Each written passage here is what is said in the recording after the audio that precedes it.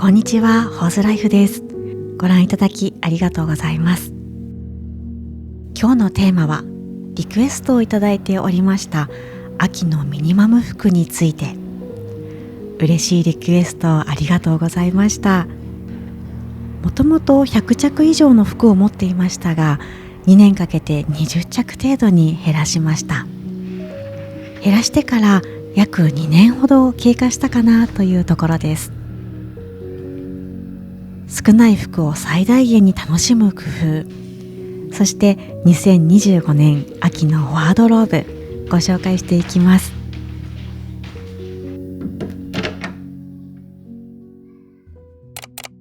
こちらが私のクローゼットです。コート以外すべての服をこの空間に収納しています。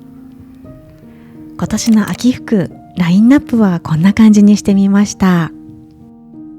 このラインナップを秋だけではなく冬、そして春先まで長く着る予定です。まずご紹介するのはトップス。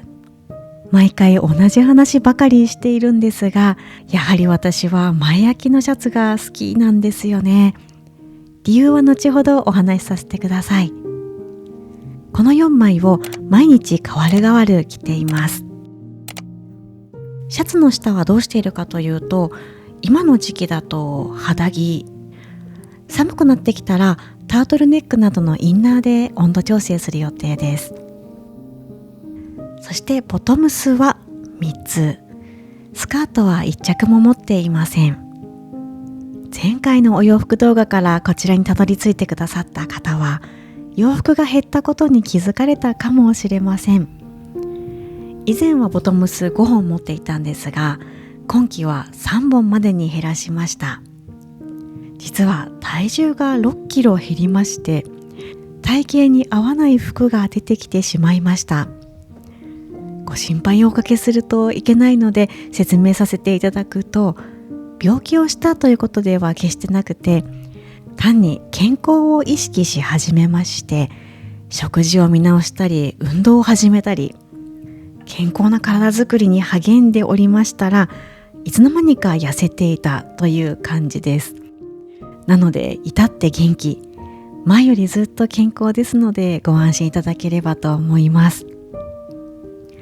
そんなこんなでサイズが合わなくなった服はひとまず保留袋に入れて、手放すかどうするか考えたいと思います。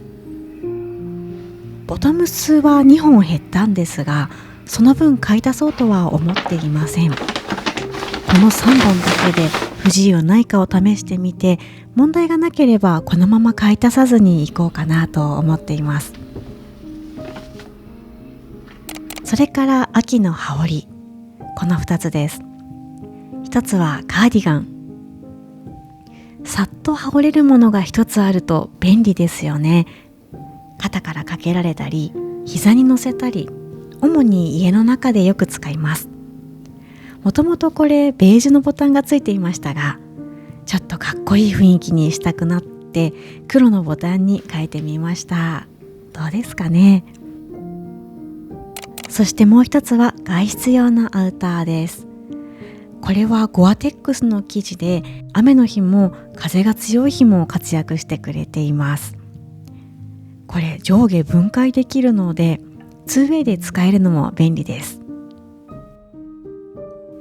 そして靴は全部で5足。これを一年中履いています。以前はそれこそ20足ぐらい持っていたんですが、そこから減らして5足。少数精鋭になったことで靴1足に求める条件が増えました。欠かせないポイントは1日1万歩歩けること。楽ちんシューズしか買いません。そしてもう一つは季節を問わないデザインであること。夏限定のサンダルとか冬っぽい暖かそうな靴は今持っていません。このフラットシューズはエレガント感を足したいなっていう時に、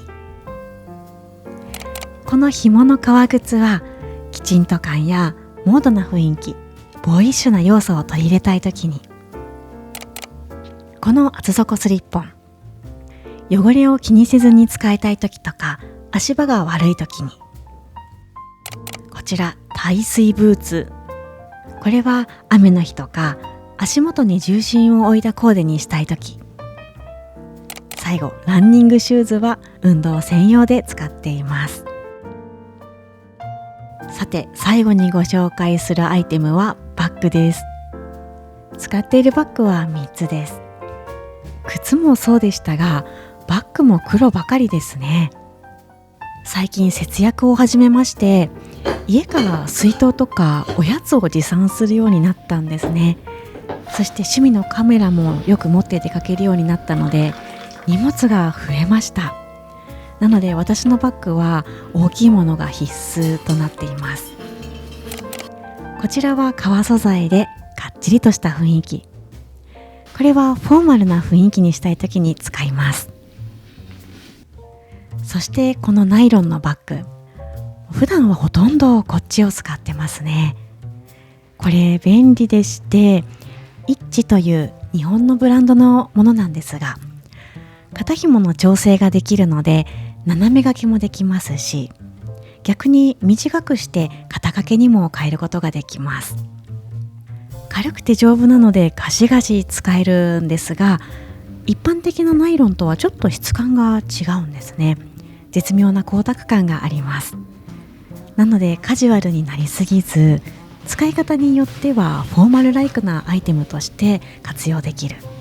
この汎用性の高さはミニマムな暮らしにぴったりだなと感じてます。そしてあともう一つのバッグ、小さいものを一つ持っています。これは15年前くらいからずっと使っているもので、大変思い入れのあるものです。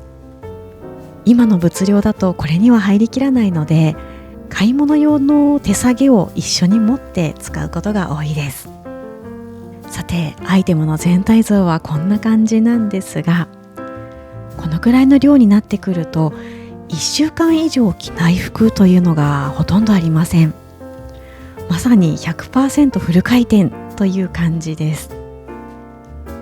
以前の私だったらこれを見た時に、この数でファッションを楽しめるのかな、つまらなそうだなって思ったと思います。なんですが案外毎日の洋服選び楽しめています。むしろ以前は洋服がたくさんあってもなぜか着る服がないなって思っていたり、足りないなって感じていました。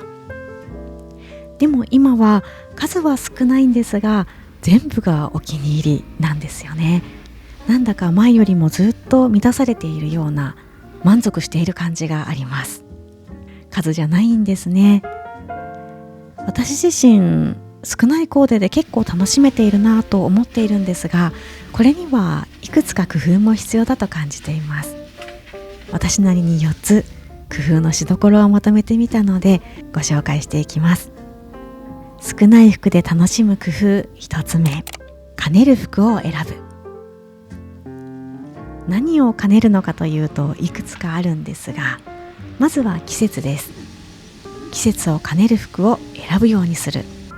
ただ暑い夏は例外で、夏だけはなるべく薄くて汗を吸いやすい生地、そういったものを選んでいますが、それ以外の季節ですね、春、秋、冬、この3つのシーズンは兼用可能なものを選ぶようにしています。意識しているのは素材と色。冬しか着られないような分厚い生地は避けるようにしたり、あとは例えばこの秋に服を買い足す場合、この服春も着られるかなって考えるようにしたり、そんな風にしているとベーシックな色、ニュートラルカラーばかりになりました。地味にも思えるんですが、私自身は飽きが来ないし、何にでも合わせやすいし便利だなと感じています。それから兼ねる服といえば、シチュエーションを兼ねるということも外せません。いつでもどこでもいろんなシチュエーションで着られる、そういう服を選ぶこと。例えば家でも外でも着れる服、それからカジュアルにもフォーマルにも着れる服。いや、そんな万能服ありますかって思うんですが、探してみると案外あります。ここでご紹介したいのが私の大好きな前焼きシャツです。本当に万能だと思います。いろんな着方、いろんな見せ方ができること、いつでもどこでも着ていけること、かっこいい雰囲気にしたいときは襟を立ててみたり、ボーイッシュな雰囲気にしたいときは上のボタンを閉めて逆に裾を開けてみたり、カジュアルに着たいときは上のボタンを開けて腕をまくってみたり、そしてきちんと感を出したいとき、ボトムスにインしてすっきり着たり、真夏以外は一年中着てます。寒くなってきたらそれこそ下に重ねたり、上にカーディガンとかベストを着てもいいですよね。以前ご質問をいただいていたんですが、シャツの袖が落ちてきてしまう問題、どうやって袖を留めていますかというご質問いただいておりました。それでですね、ついにおすすめしたいアイテム見つけました。これです。これ Amazon で2000円ぐらいで買ったんですが、非常に気に入っております。腕周りのサイズによってつけ心地が変わるかもしれませんが、しっかり袖を固定できるのに、つけていることを忘れてしまうぐらい違和感を感じないのがお気に入りポイントです。こんな風につけるとこのバンドを隠すこともできますし、ちらりと見えてしまってもこれならなんとなくアクセサリーの延長線という感じでおしゃれにも見えそうですよね。これはシャツの袖で悩んでいらっしゃる方、おすすめしたい一品です。さて、話題を戻しまして、兼ねる服、もう一つだけご紹介させてください。もう一つはパジャマを夜だけのものにしないこと。パジャマイコール寝る時の服という考えを脱ぎ捨てました。なるべく普段着としても着られるパジャマを選ぶ。今私が持っているパジャマは1年を通してこの4セットです。汗ばむ季節に上下2着ずつ、寒い季節に上下2着ずつ、計4セット。私なりの選ぶコツはパジャマコーナーから選ばないということです。パジャマコーナーではなく普段着として販売されているラックの中から着心地が良さそうなものを選んでいます。これもまた探してみると案外あるんですよね。寒い季節用のパジャマはニット素材のボトムスを選んでみました。これは両方とも普段着としても着ることがあります。あとはトップスは普段使いもできそうなトレーナー。パジャマを夜だけのものにしない。そんな工夫で服の枚数は増えていないのにコーデのバリエーションがぐんと増えました。皆様お気づきでしょうか？実はこれだけザ・パジャマなんです。犬が好きな人あるあるだと思うんですが、犬のモチーフにとにかく弱い。一昨年でしたかね、ついアウトレットで見つけて買ってしまいました。こちら満足のいくまで着古したら、次は普段着と兼ねられるものを選ぼうかなと思っています。ちょっとここまでが少ない服でコーデを楽しむ工夫一つ目。ちょっと長くなってしまいましたので、この後はサクサク進めていきます。二つ目、3コーデ以上を組める服。上下の相性って大切ですよね。少ない服を存分に楽しむためには組み合わせのバリエーションを増やす、これが鍵になってくると思っています。私が持っているボトムスは今3つです。これで3コーデ以上組みたいので、トップスを選ぶときはこの3つのボトムスすべてに合うものを選びます。いくら素敵だなと思っても3コーデ組めないなら買わない。なんだか選択の自由が制限されてしまうような窮屈な印象を受けるかもしれないんですが、私自身は選択肢が失われたという感覚はなく、むしろ自分らしい服を選びやすくなったなと感じてます。自分なりに物差しを持っているからこそ、いろんなブランド、いろんな服が溢れている中でも、これって思えるものを見つけられるようになった。そんな風に感じます。少ない服でコーデを楽しむ工夫3つ目、これがいいをお迎えすること。例えばたまたま通りかかったセール、これ安いじゃん、これでいいかって無難そうな服を見つけて、安いという理由でとりあえず買う。これがいいではなく、これでいいか。以前の私はそんな風に買い物をしていました。ですが結局早々に飽きてしまったり、後悔することも多かったんですよね。服を減らしてからは一着にかける情熱も熱量も桁違いです。ミニマムなクローゼットにお迎えする貴重な一着なので、それこそ考え抜いて買います。新しい服をどんなタイミングで探し始めるのかというと、寿命の服を見つけた時です。増やすのではなくて入れ替える、そんな感覚で探します。で、ちょうどこのシャツ3年ほど着たものなんですが、首元が擦れて破れてきました。すごく気に入っていたんですが、そろそろ寿命です。ということで入れ替えるシャツ探してまいりました。だいたい2ヶ月ぐらい悩みましたかね。どんな色がいいか、どんなデザインがいいか、どんな素材がいいか、ネットで検索していろいろなショップを回りまして、今回はザラで理想のシャツをゲットしました。これがいいというものに出会えるまでじっくり選んでいくと、無難な服はクローゼットから消えていきます。自分にとって意味のある服、価値のある服、そういったもので満たされるようになっていきました。4つ目、ちょい足しで遊ぶ。服をミニマムにしたら、ニュートラルカラーのベーシックな服が多くなりました。シンプルな装い、私はとても好きなんですが、時にはアクセントを加えて遊びたいなという日もある。ここで活躍してくれるのが小物です。非常に重宝しているのがメガネ。2つ持っていまして、両方とも PC 用メガネとして活用しているものなんですが、ファッションアイテムとしてもよく使っています。服がシンプルなので、その分メガネの存在感が増して、全体に個性を与えてくれる感じがします。そして華やかさをプラスしたいなという時には、アクセサリーをちょい足しします。小さなニュアンスがキラリと加わるだけで上品さがプラスされる。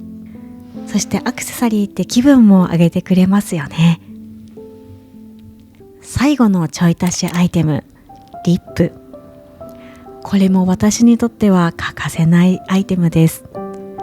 服はシンプルだし、アクセサリーもミニマム。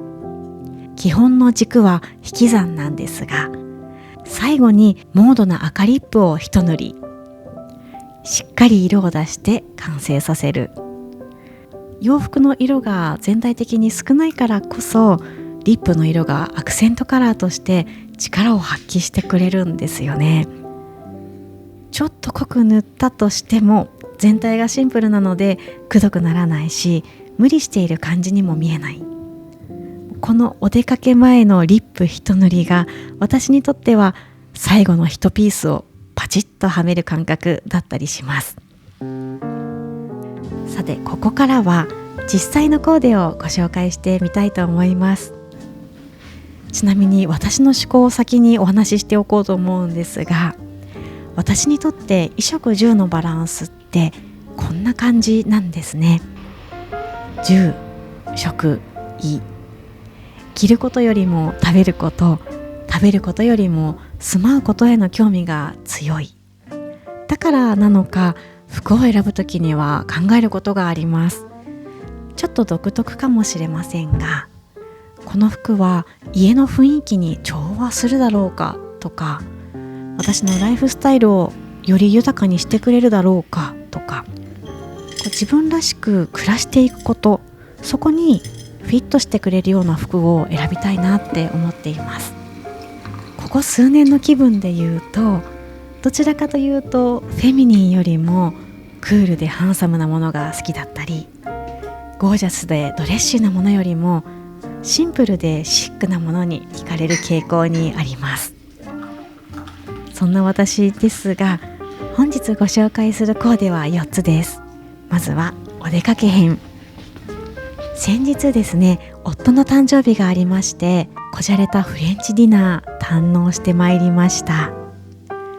イメージはカジュアル3割、フォーマルが7割。トップスは白シャツできちんと感を出しつつ、ボトムスはツヤ感と落ち感のあるブラウンのものを合わせてみました。そしてバッグは革素材、靴は光沢のあるフラットシューズ。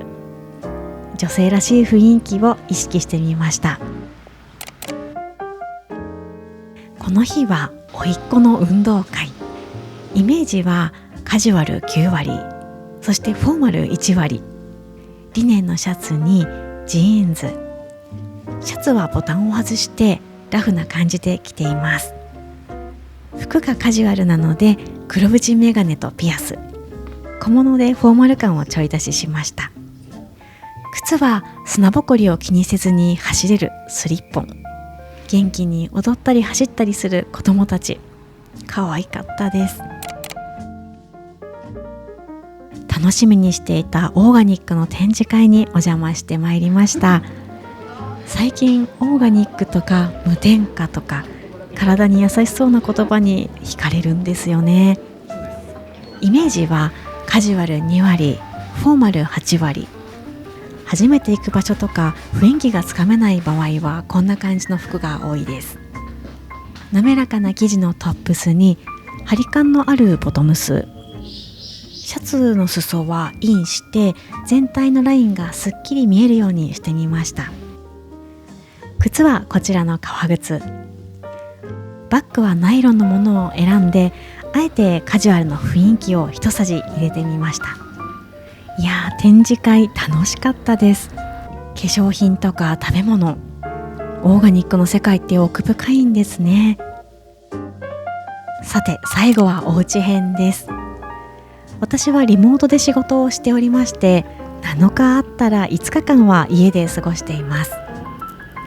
家ではカジュアルに楽に過ごしたいということで、この日はクタッと感のあるグレーのシャツ、ボトムスはパジャマのままでした。たとえリモート会議があったとしても胸から上しか見えないので、ボトムスは何でも OK。 だいぶ適当です。仕事終わりにランニングするぞって心に決めている日は、朝からランニングウェアを着て過ごす日もあります。自分を撮影してみて思ったんですが、ボトムスが何であってもシャツ1枚着ているとなんだかだらしない感じがしないものですね。